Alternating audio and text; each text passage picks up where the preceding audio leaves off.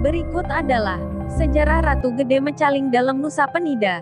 Hiduplah seorang pangeran yang bertempat tinggal di Gunung Kila, yang bernama Pangeran Jumpungan. Pangeran Jumpungan menjadi seorang pendeta sehingga mempunyai gelar duku. Duku Jumpungan memiliki keahlian dalam hal membuat perahu, sehingga beliau membuat loloan di Nusa Penida dan di Ceningan. Duku Jumpungan mempunyai istri yang bernama Nipuri. Dari perkawinannya ini melahirkan Pangeran Merja. Pangeran Merja mempunyai istri yang bernama Niluna. Dari perkawinannya terlahir Pangeran Undur dan seorang putri yang bernama Diah Ranggini. Pangeran Undur mempunyai istri bernama Nilumi, sedangkan sang putri diambil istri menjadi permaisuri oleh Dalem Sawang. Dari perkawinan Pangeran Undur lahirlah Pangeran Renggan. Keturunan Duku Jumpungan yang lain adalah Pangeran Jurang yang beristri Ni Jarum bertempat di Bukit Biye, Ni Luhpuri di Goa Lawah, Pangeran Yangga di Padang, Ni Runa di Sakenan dan Pangeran Cenes di Segara. Dari perkawinan Pangeran Renggan dengan Ni Merahim, lahirlah dua orang anak, satu laki-laki, yang satunya adalah perempuan. Anak laki-laki bernama Pangeran I Gede Mecaling dan yang perempuan diberi nama Nitole. Nitole kemudian menjadi permaisuri Dalem Sawang yang menjadi raja di Nusa Penida. Sedangkan Pangeran I Gede Mecaling mempunyai seorang istri yang bernama Ratu Ayu Mas Legur Jagat atau Sang Ayu Mas Meketel atau Sang Ayu Mas Rajek Bumi. Pangeran I Gede Mecaling menjadi raja setelah Dalem Sawang wafat, karena berperang dengan Dalem Dukut. I Gede Mecaling memiliki prabawa yang tinggi kekar dan sangat berwibawa. Pangeran I Gede Mecaling sangat senang melakukan tapa brata yoga semadi di pet. Pengastawaannya, pemujaan, ditujukan kepada Ida Batara Siwa, Batari Durga, Bahatara Yama, Indra, dan Waruna. I Gede Mecaling termasuk menjalankan tapa brata yang sangat taat. Beliau sering melakukan tapa brata di dalam lautan di atas batu karang. Deburan ombak dan angin lautan yang kencang tak menggoyahkan tapanya. Pikirannya selalu terpusat kepada para dewa, hingga karena ketaatan beliau melakukan yoga semadi membuat hati Ida Batara Siwa, Durga, Yama, Indra, dan Waruna tersentuh. Siapakah yang melakukan yoga semadi sedemikian hebatnya di bumi, sehingga para dewa bersedia turun dari swarga loka untuk melihat di bumi? Para dewa berkehendak untuk melihat siapakah yang melakukan yoga sampai membuat hati beliau para dewa tersentuh. Setelah para dewa datang ke bumi, dan ternyata melihat cahaya di atas lautan antara Selat Nusa dengan Bali. Ternyata sang Pangeran I Gede Mecaling yang melakukan tapa brata yoga dan samdi yang begitu hebat. Dengan ketekunan tersebut Ida Batara Siwa, Durga, Yama, Indra, dan Waruna memberikan anugerah kesaktian berupa ajian Kanda Sanga. Setelah mendapat panugrahan Kanda Sanga, fisik Pangeran I Gede Mecaling menjadi berubah. Badan beliau menjadi besar, wajah beliau menjadi menyeramkan, taringnya menjadi panjang, suaranya menggetarkan seisi jagat raya. Sedemikian hebat dan sangat menyeramkan, maka seketika itu juga jagat raya menjadi guncang. Kegaduhan, ketakutan, kengerian yang disebabkan oleh rupa, bentuk dan suara yang meraung-raung siang dan malam dari Pangeran I Gede Mecaling membuat gempar di Mercapada.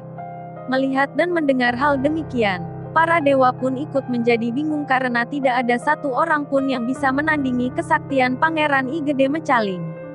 Bahkan sesungguhnya para dewata tidak ada yang bisa menandingi, tidak ada yang bisa mengalahkan kesaktian Pangeran I Gede Mecaling yang bersumber dari kedua taring beliau yang telah diberi anugerah oleh Ida Batara Siwa, dan para dewa lainnya. Selain dari taring, kaling, beliau juga memiliki kesaktian catur sakti. Peringainya yang tampan tiba-tiba menyeramkan dan taringnya adalah sumber kesidiannya sehingga berkuasa atas rakyat Nusa skala niskala. Atas kesaktian I Gede Mecaling, pada akhirnya dirinya menjadi Nyapaka di Aku. Kesaktian membuat dirinya menjadi sombong dan angkuh sehingga beliau berani untuk melawan para dewa. Tidak lagi menjadi sosok pangeran yang baik hati, tetapi justru menjadi angkuh. Rakyat Nusa yang memuja Hyang Widi, Dewa, Batara, dan leluhur dilarang dan tidak segan-segan I Gede Mecaling memberikan hukuman kepada rakyatnya yang berani melanggar larangannya. Atas ulahnya yang demikian, para dewa pun menjadi resah, terlebih kesaktiannya yang sangat tinggi tak ada yang menandingi. Para dewa akhirnya pun memutuskan untuk mengutus Dewa Indra ke bumi untuk menghukum I Gede Mecaling. Dewa Indra mengetahui kelemahan I Gede Mecaling pada taringnya, sehingga ia ke bumi adalah bermaksud memotong taring I Gede Mecaling. Mendengar dirinya akan dihukum dan dibunuh oleh Dewa Indra, segera I Gede Mecaling mempersiapkan segala sesuatunya dengan baik untuk melawan Dewa Indra. Singkat cerita, sampailah Dewa Indra di bumi. Pertarungan Dewa Indra dengan I Gede Mecaling. Dewa Indra nampak gagah dengan senjata panah di tubuhnya. Menatap tajam-tajam di sekelilingnya dengan sikap mawas diri sembari berhati-hati sebab I Gede Mecaling bukanlah lawan biasa tetapi orang sakti yang telah menerima anugerah dari para dewa, terlebih berkah dari Batara Siwa.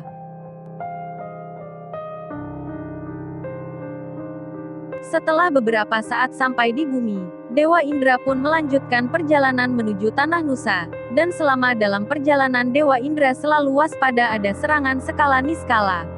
Akhirnya, sampailah Dewa Indra di Tanah Nusa. Setelah mereka berhadapan, tidak ada yang dapat menghalangi dua kesatria ini untuk berperang. Deru angin dan deburan ombak pantai Nusa menjadi sebuah isyarat bahwa mereka harus saling menghancurkan. Mereka sama-sama sakti dan pantang bagi mereka untuk melarikan diri dari pertarungan. Suara burung bangkai memekakkan telinga, gagak bersorak dan tak terkecuali anjing melolong pertanda bahwa akan ada pertempuran hebat antar keduanya. Selanjutnya mereka pun saling serang, dan keduanya sangat mahir memainkan jurus-jurus silat. Berbagai macam sidi pun dipraktikkan, sehingga badai begitu hebat terjadi dan gemuruh hebat keluar tatkala ilmu mereka beradu. Dewa Indra dengan kesaktian wajranya menyerang I Gede Mecaling. I Gede Mecaling tak tinggal diam ketika diserang, lalu ia mengeluarkan kesaktiannya anugerah dari Hyang Siwa dan Batari Durga. Seketika dirinya mampu merubah wujud menjadi sosok yang lebih menyeramkan, bersenjatakan kampak sakti. Meraung dan tawa yang menggelegar membuat bumi bergetar. Manusia biasa yang melihat perubahan wujud beliau sudah pasti ketakutan, bahkan seketika jiwa akan terlepas dari badannya bersembunyi karena takut melihat perisai I Gede Mecaling. Setelah merubah wujud, Dewa Indra saja yang tidak mengalami ketakutan. Ia menghunus senjata tombak dan menyerang I Gede Mecaling. Terjadilah perang tanding yang lebih menakutkan. Mata biasa sudah tidak bisa lagi melihat gerakan mereka yang sangat cepat. Kecuali bagi orang yang memiliki waskita akan melihat keduanya mengeluarkan jurus-jurus andalan. Kilatan cahaya keluar dari dua senjata kapak dan tombak beradu. Kapak sakti diayunkan ditangkis dengan tombak. Saat tombak berayun menderu, suaranya menakutkan sekali. Seolah-olah akan siap memangsa. Pun demikian ketika kampak sakti diayunkan, suaranya bergemuruh seolah-olah berkehendak membinasakan apapun yang menyentuh mata kampak. Perang semakin seru dan semakin hebat. Dewa Indra menjauhi I Gede Mecaling dengan lompatan kecil ke belakang. I Gede Mecaling seketika menghentikan serangan.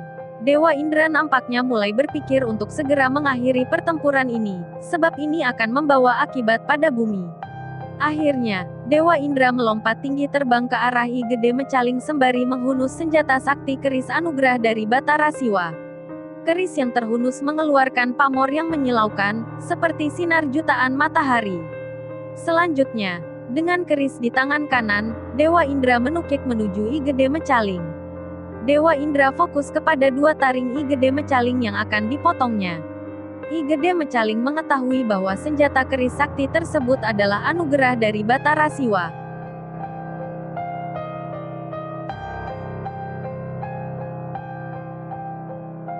I Gede Mecaling pun merasa bahwa dirinya sudah akan dikalahkan, karena hanya senjata dari Batara Siwalah yang dapat menaklukkannya. Setelah taring Pangeran I Gede Mecaling berhasil dipotong barulah beliau berhenti menggemparkan seisi jagat raya. Setelah itu, Pangeran I Gede Mecaling kembali melakukan tapa brata yoga semadi. Pengastawanya ditujukan kepada Ida Batara Rudra. Lalu Ida Batara Rudra pun berkenan turun ke bumi untuk memberikan panugerahan kepada Pangeran I Gede Mecaling, berupa panca taksu, yaitu 1. Taksu Balian, 2. Taksu Penolak Berubuk, 3. Taksu Kemeranan, 4. Taksu Kesaktian, 5. Taksu Penggeger. Sebagai pengabdi utama Ida Batari Durga Dewi, beliau diberi wewenang oleh Ida Batari Durga Dewi untuk mencabut nyawa manusia yang ada di bumi. Pangeran I Gede Mecaling juga diberikan wewenang sebagai penguasa samudra. Karena menguasai samudra sering juga disebut Ida Ratu Gede Samudra. Gelar Pangeran I Gede Mecaling yang diberikan oleh Ibu Durga Dewi yaitu Papa Poleng dan permaisurinya Sang Ayu Mas Rajek Bumi diberi gelar Papa Selem. Pangeran I Gede Mecaling Moksa Dipet dan istrinya Moksa di Bias Muntik. Keduanya sekarang sebagai penguasa di bumi Nusa Penida dan mendapat wewenang sebagai penguasa kematian.